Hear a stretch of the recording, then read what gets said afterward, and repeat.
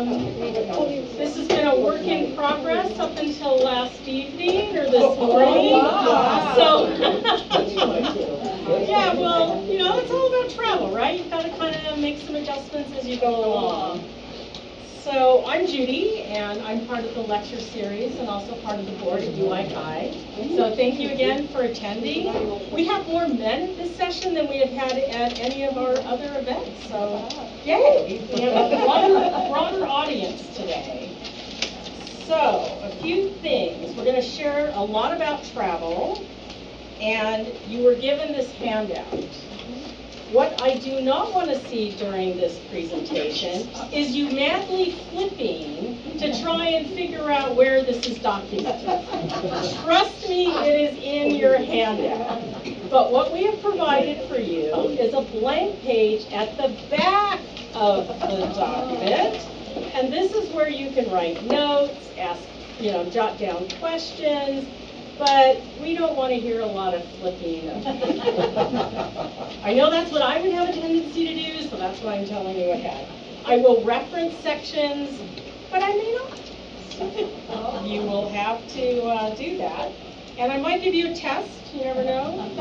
Anyway, so this is the only page you really need on your document. Okay, and so the first thing hopefully all of you had a chance to write down travel questions on the back. If you haven't, there will be time to do that. But they're broken down into big categories of like, where would you like to go? What type of travel are you more interested in, whether it's land, tour groups, cruises, what have you? Kind of who do you like traveling with? Only close friends, family, tour groups, strangers. Also what your budget is. Do you like going on very expensive things, or do you like to travel more economically so you can travel more trips in a year? And then also, what's the purpose of your travel? Are you just going to maybe go and look up friends or family, or culture is a big thing? But I think knowing all that really kind of helps you formulate where in the world, or where in the US, or even where in California, or even San Jose, where you would like to go. So those are the things that we're going to be covering today. So it's a very high-level view of travel. We will have a panel later on so that the questions will be asked. But even afterwards, because we do want to get you out on time, that the panelists will always be around if you want to hang out and ask more questions. So we also have entertainment. We have a few skits for you today. So I think we've got at least 2 or 3. I haven't previewed them, but I've heard they're really good.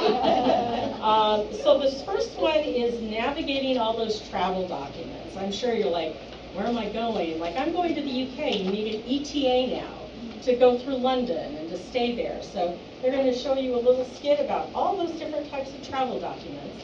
So Vicki is going to be your narrator for the first skit. Yay! Hi there, welcome to My Best Airline. How can I help you today? Make my travel trip easy. Okay, the first thing we want to do is I'm going to have you put your bag on the scale. Can I get a little help though? No, I'm sorry, I can't help you. Okay. Well, we're going to be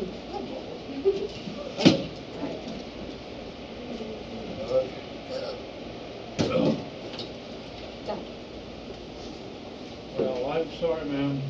Your bag is 4 pounds overweight. Wow, how did that happen? My husband was supposed to weigh this for me. I'm sorry. You have 2 options. You could either take stuff out, or My Best Airline will only charge you $50 per pound. Not going to happen. Give me some space. Where can I go? Please, take this bag. And just do it here. And let's see what you Take can it do. out. 4 pounds now. All right, I found my 4 pounds. Oh, okay. So, Look at those shoes. let's see your bag. Put it back on the scale. Okay.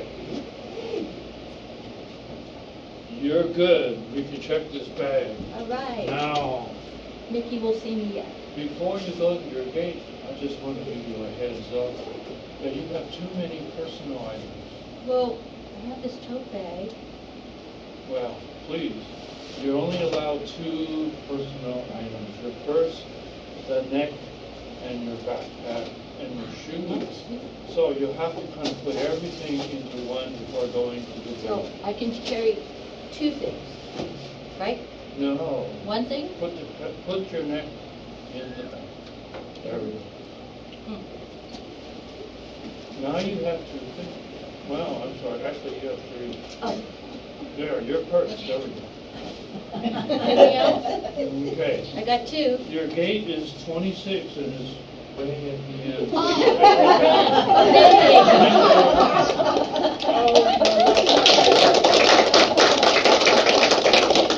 So TSA Pre, I'm a big fan of TSA Pre for domestic travel, because that way you get into that TSA Pre line. Typically it is shorter, typically. The other thing I'm a huge fan of is global reentry, if you are traveling outside the U.S. If you never plan on traveling outside the U.S., it's not worth it, but global reentry will save you hours coming back into the U.S. I was coming back through San Francisco from London, and the TSA pre-line, I mean, I literally walk through, they take a picture of your face, and boom, then you're going on to your luggage. The non-global reentry line was around the block and down the hall. So it is, I forgot how much it is, but it's not very expensive. You do have to typically go to an airport for an interview, but I think it's really well worth it if you are traveling internationally. Yeah. Instead of making an appointment, going to the airport, and doing the interview, Uh-huh. you can do it when you're coming back in. Oh. So basically you show up coming back in, you Uh-huh. do the interview, and it saves having to make a separate trip. Oh. We did that. Oh, good. Yeah, because I got global reentry eons ago, and you had to show up, and I was willing to go to San Francisco, San Diego, Vegas, I mean, wherever I could get an appointment, and luckily San Francisco opened up. Another one is Clear. Personal bias, I don't think it's worth it. I bought Clear, and the Clear line never saved me any time, because they couldn't read my fingerprints, they couldn't get my eyes right, I don't know. And it ended up that took me longer to go through Clear than if I had just used TSA Pre. But maybe it works for other people. Another item, certainly if you're flying domestically, is to make sure you've got your, what's that ID called? Real ID. No, it's Real the ID. Real ID. And, you know, if you haven't done that, you should do that. I didn't even know I had it until I looked at my driver's license. It's got a little bear in the upper right-hand corner, so make sure you do that. Also, passports. I just really recently renewed my passport. I did it entirely online. And you have someone take your picture, I submitted it, got my new passport back, and you don't even send your old passport back anymore. Remember you used to send it back and they put holes in it and all that? I guess with technology, they just scan it, and they know, you know, you're using the wrong one. So that's makes it so much easier. And then also with today's political climate, knowing your rights is probably a good thing to just take a scan at, in terms of if you are stopped at an airport or you're questioned, just knowing kind of, you know, where those boundaries are today, you know. They may change. But anyway, just to give you an overview of all the different kind of documents. If you're going to South Korea, I know to the UK and a few others, there are these things called ETAs, they're electronic visas. To go to the UK, I mean literally, you just apply, it's a few euros, you submit some information, and within 24 hours you get your electronic visa. I think Korea was very similar, right? It was, you know, you just submit it and you get it back. So there are some countries, so depending on where you're going outside the US, you should look and see if you need any visas. Some are easy, some are not.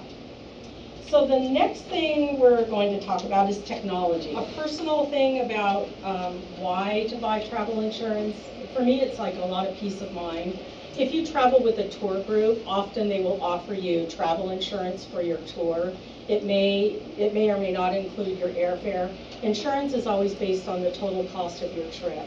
So if your trip is really expensive, your insurance is going to be a little bit more. As we get older, having the medical portion of travel insurance is also kind of nice to have. You need to get airlifted out or what have you. But you could just look at different ways that you can get travel insurance. I didn't get travel insurance on a trip to Norway, And had things not worked out as well they would have, I could have eaten a round-trip business class ticket to Norway.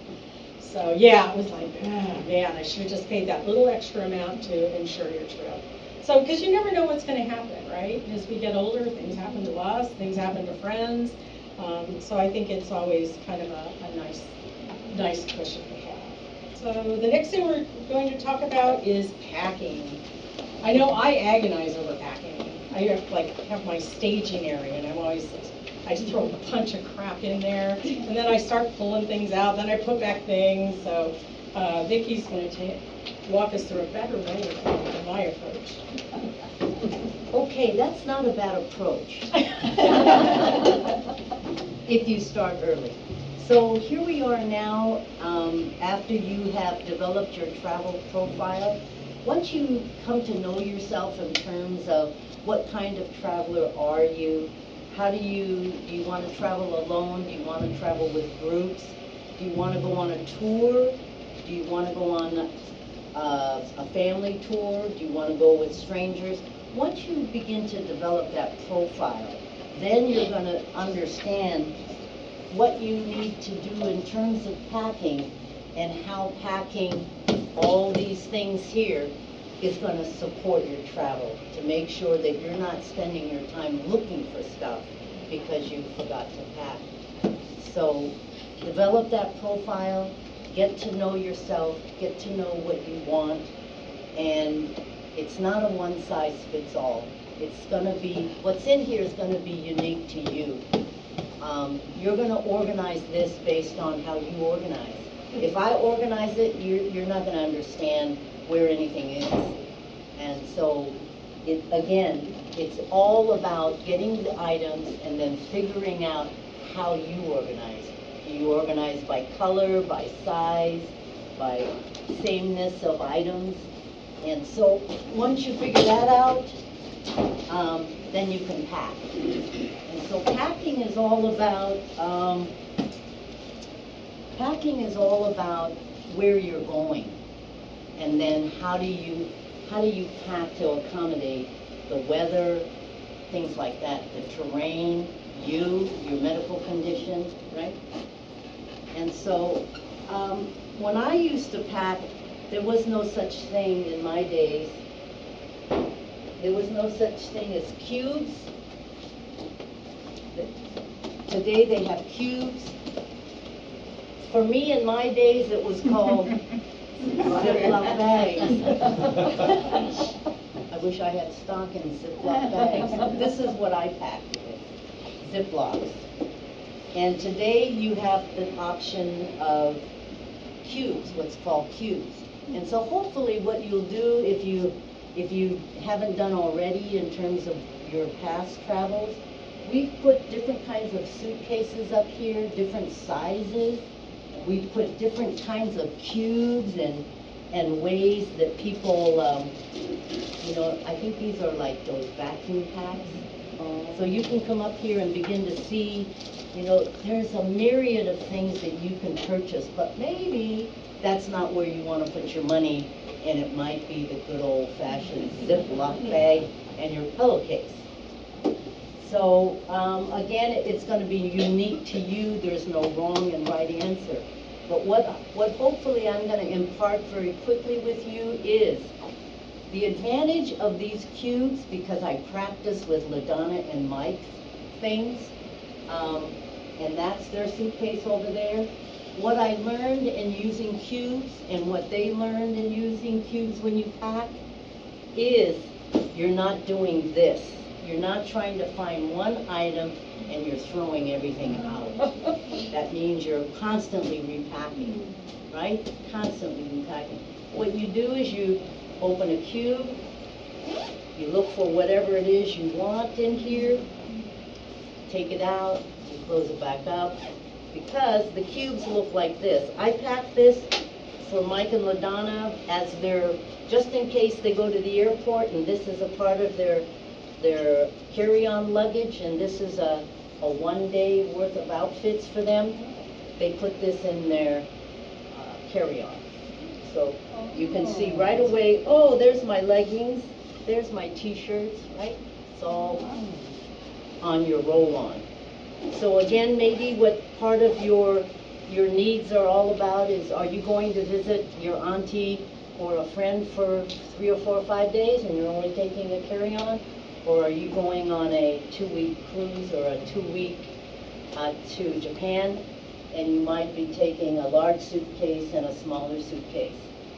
As you determine where you're going and who you're using in terms of an airline or a tour, they'll tell you how large your suitcase can and cannot be. When I went to China, they specifically said has to be small, had to be under 13 inches, or they weren't going to take it. Oh, wow. Yeah, because they have those smaller planes that fly from city to city, and so this happens also in different parts of Europe because of those small planes. So come up here and take a look at this. Some people actually travel with just these kinds of suitcases, but that takes a tremendous amount of know yourself and what you need and a willingness to wash clothes. So, and we have different kinds of bags and things like that up there, so you can get an idea of. And what I also learned is one of the things that's very difficult is how do you pack large feet? You know, when you have feet like mine that are like 7s, I don't have those kinds of problems. But if you're at size 10 all the way to 18, you're going to wonder, how do we get them in these? Most of the time that you don't. So just got lucky, Mike, that this one fits. So maybe you can come up here and you can begin to see how to pack these larger, more bulkier things. And again, based on where you're going is what you're going to put in your suitcase.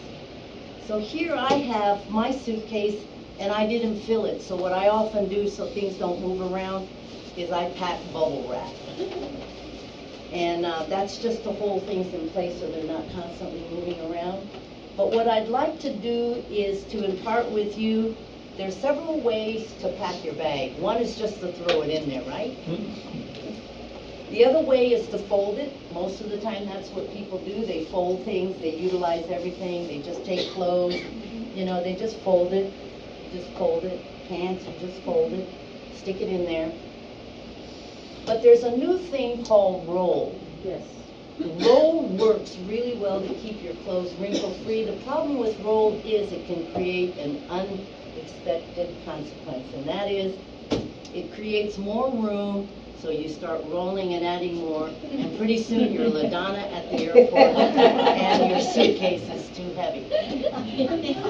So if you're going to do that method, check the weight of your suitcase, because you're gaining space, but you might go over. The other one is called, so roll is, let me see if I can show you very quickly a roll and what that might look like. This is all the tops that I need. It's all rolled. If you want to come up here, you'll see that I've got all my pants in here and a couple of tops, and they're all rolled. And that's all I need is 3 pairs of pants and some camisoles that go underneath. Keep your outerwear clean because you have underwear under. And so this is the old roll method, and everything will stay nice and unwrinkled. That you want your little cube. You're going to open and fold. Does that make sense? Just open and fold, and you get a little cube. Okay, you go, right? You fold this, there's your opening.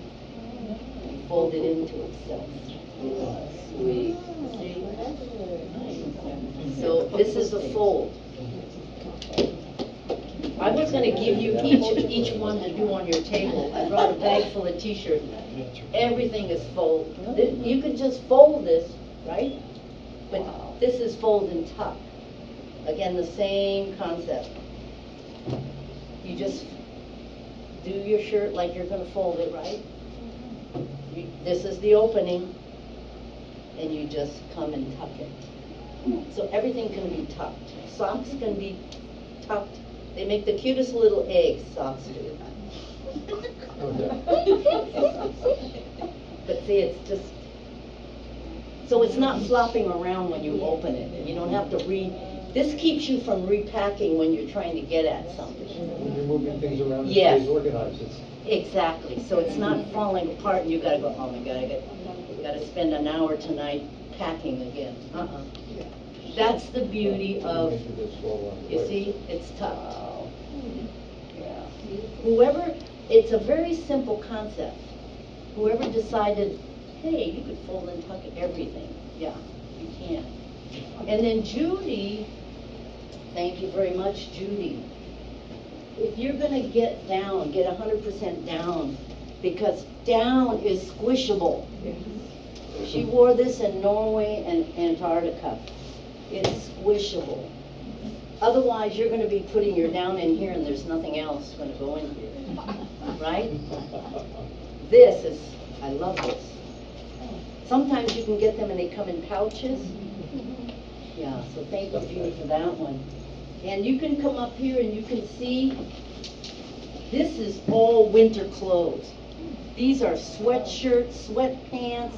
I said, oh my God. But it's all rolled and tucked. And so this could almost eat up your suitcase, because it's sweatshirts, really heavy duty sweatshirts.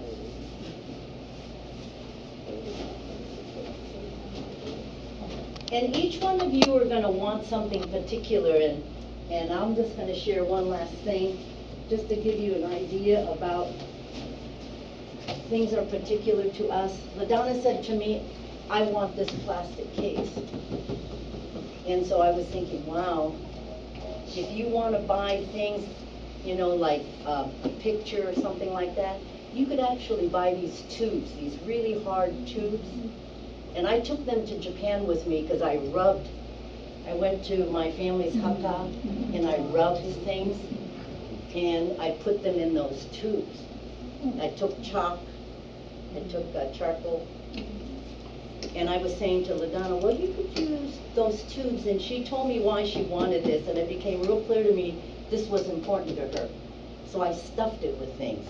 An extra pair of glasses, my writing stuff, because I always take lots of writing stuff. I put in my scarves, all kinds of stuff, if this was me. And so I would also say to her, you put all these extra important things back into it and use this. Don't have this be dead space.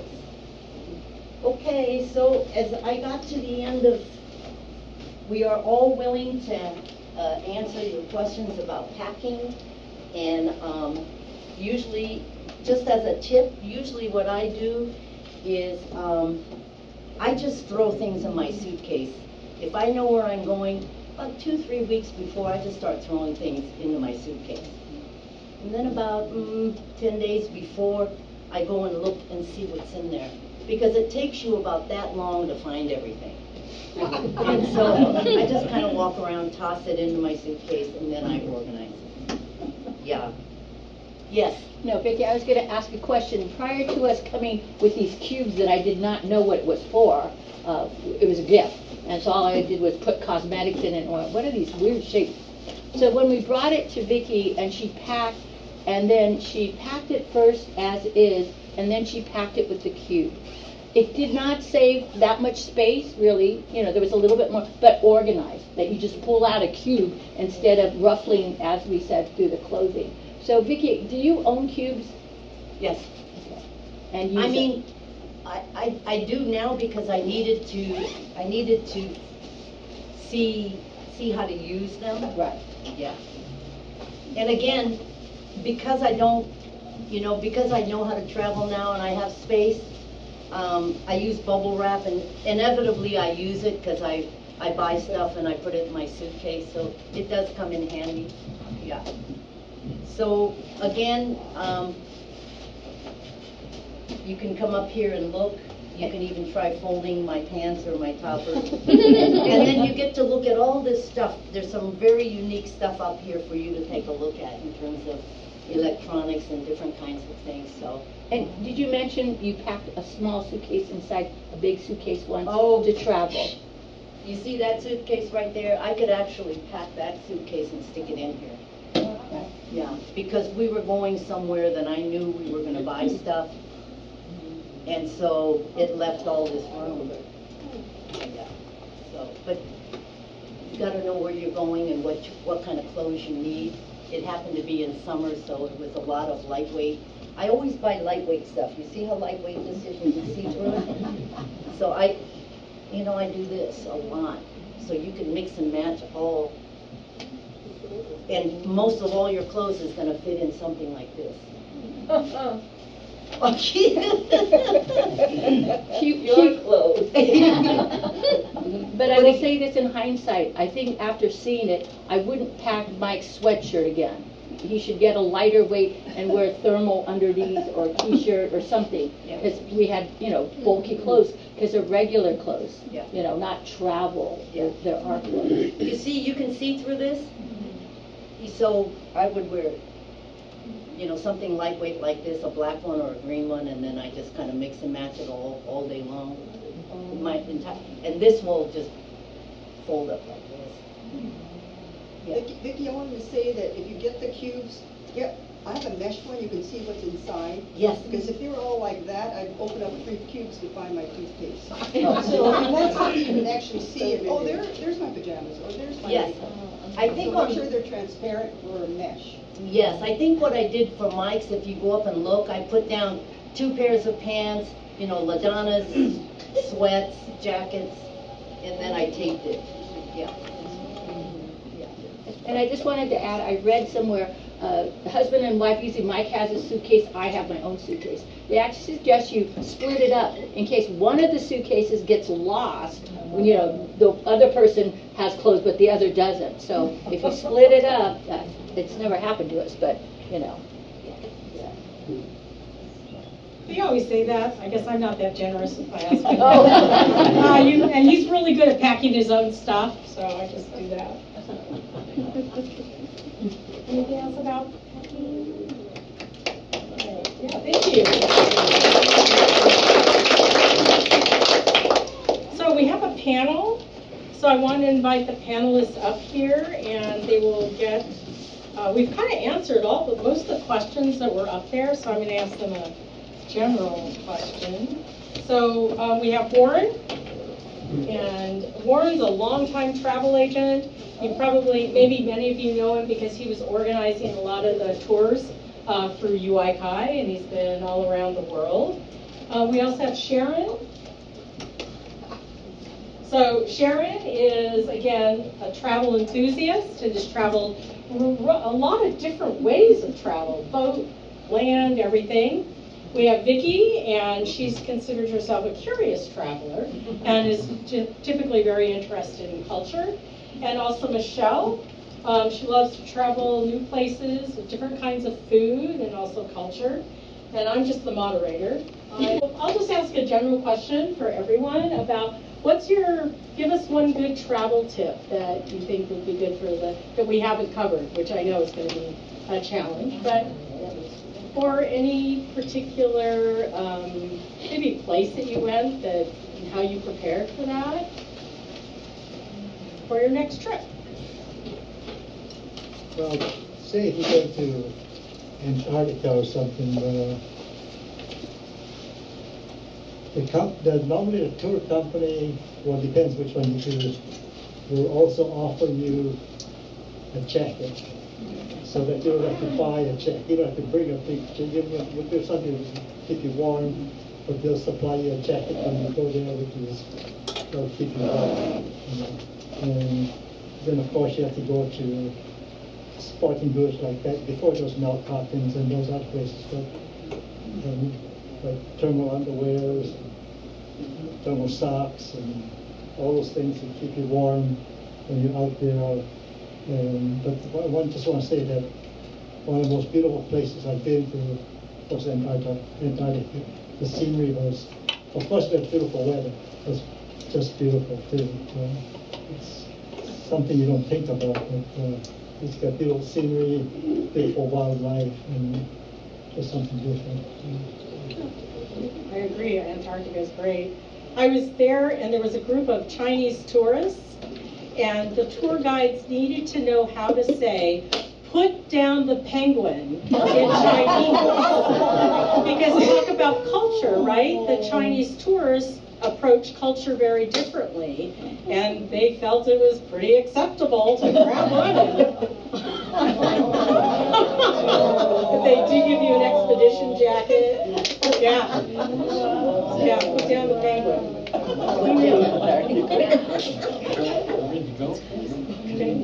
Who would like to go next? Sharon?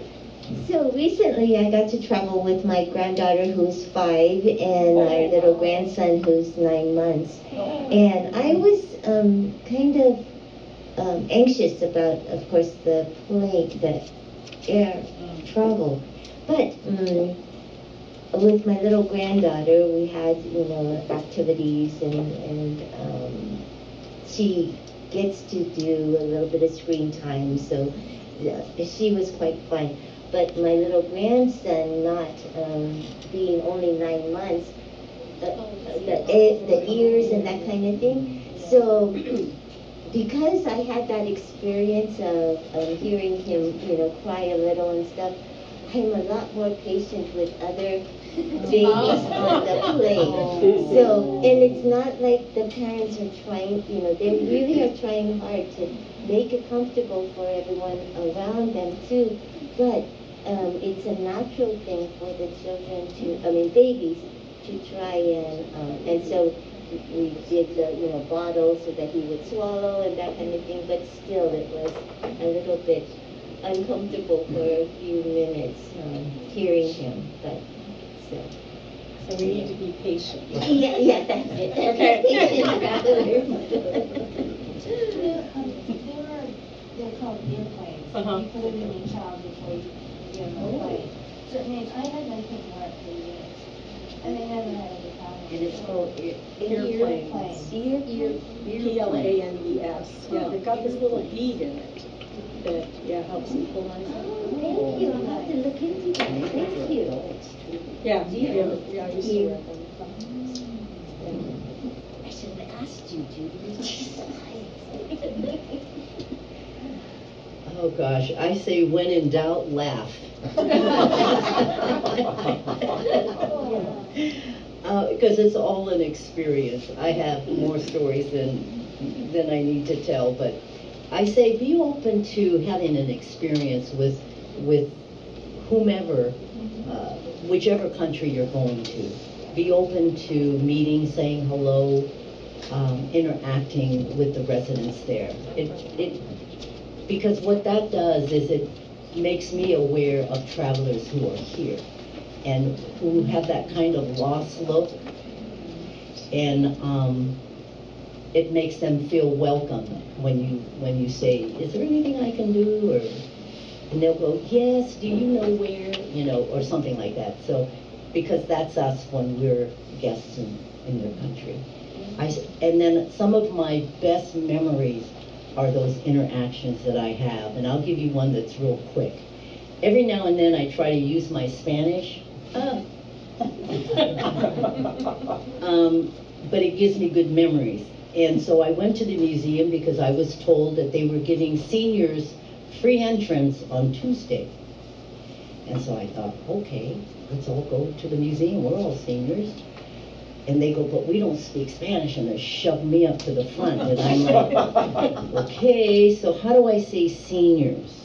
I don't know the word for seniors. So what I did was I said a very old person. And she said, "How old?" I said, "Muy, muy, muy."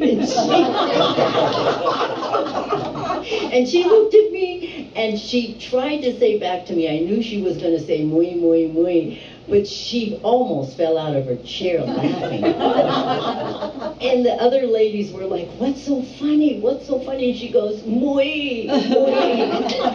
And I'm laughing. I'm crying because she's laughing so hard. I didn't need to say muy, muy, muy. I mean, muy was enough. And when I came back, for the opening, because we had to go back to our hotel and come back. And she waved at me and said, "Muy!" So it will leave you and them with stories to tell. Let's see.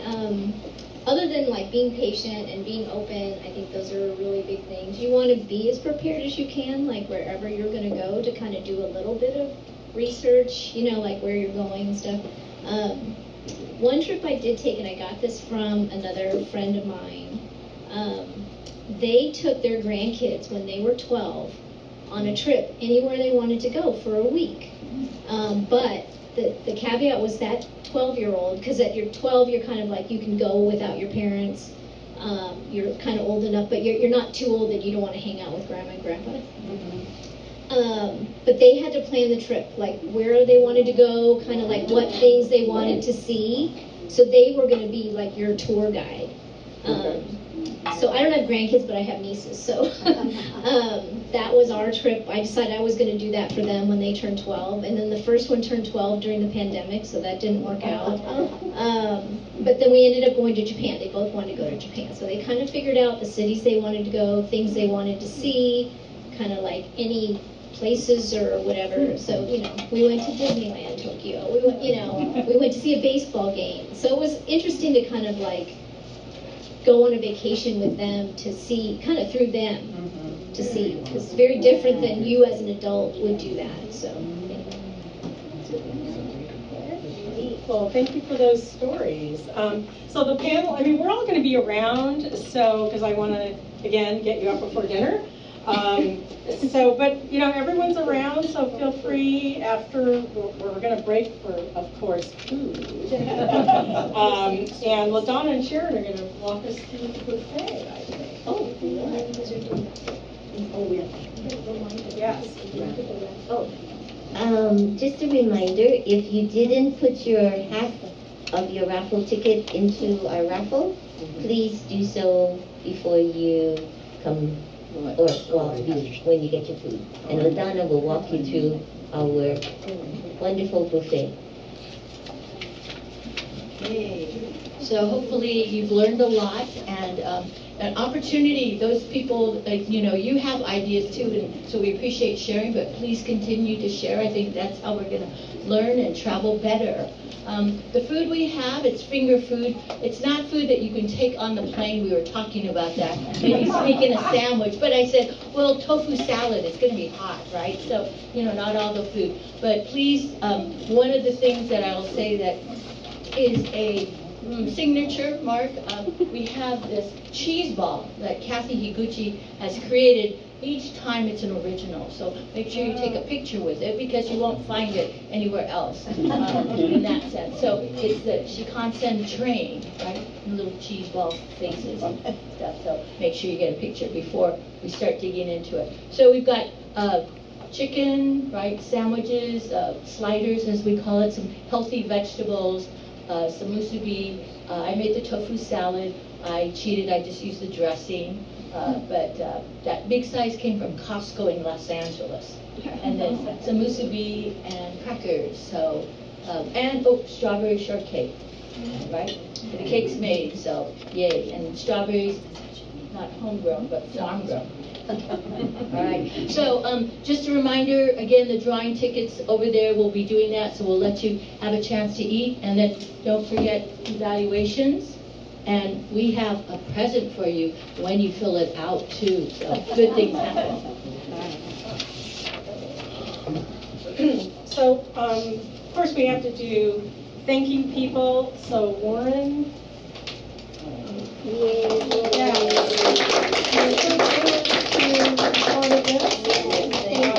Thank you so much. So I wanted to thank Warren for his participation. Didn't know you were an actor. What? Could be a whole other career. Certainly, J-Town Community TV. They have taped all of our lecture series. The UI Chi staff, which are not here today, but they made sure that the room is all set up and AC was working and all the administrative things that go behind this. And then lastly, it's our little committee. If anybody wants to join our little committee, We have no name. It's just the lecture series We're getting committee. How closer. boring, right? But it's a fun group, and I think we end up with these ideas because we think they're kind of fun and interesting, and it's a good thing other people find them interesting as well. So thank you for coming. And lastly, there is this evaluation form I think that LaDonna mentioned. We actually read all of these and we tabulate them and put them in an Excel spreadsheet. So it is important to us so that we get feedback about not only how well we did, but also for future events as well. So. Judy, can I just add, you didn't know Yes. this. This was a surprise. Warren, he's given us all a bag, so you're all going to get one if we get an evaluation. But we've got one for all the participants, so please fill out the evaluation. So I like to say everyone is a winner. When we do the drawing, some of you are going to be luckier, okay? We only have 7 presents, 7 gifts. And I would just end with this, if you go, oh gosh, I didn't win, well, maybe next time you could give a gift to our committee, and we can have more people who can win. Okay, so anyway, thank you. All right, well,